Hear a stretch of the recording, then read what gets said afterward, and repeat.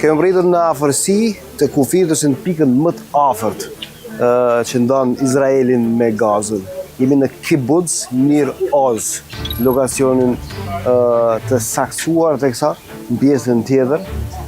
shohim rripin e Gazës. Dhe nga ai pozicion atje ku e fokuson kamermani, pjesë e madhe e terroristëve kanë mbritur në këtë vend, duke shkaktuar kështu vdekjen e mbi 74 personave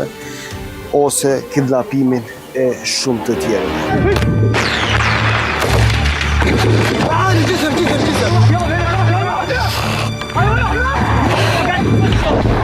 Ky lokacion ku jemi të ndodhur tani ka shërbyer si një vendbanim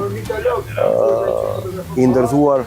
më shumë se 50 vite më përpara, fillimisht si bazë ushtarake, më pastaj si komunitet lokal,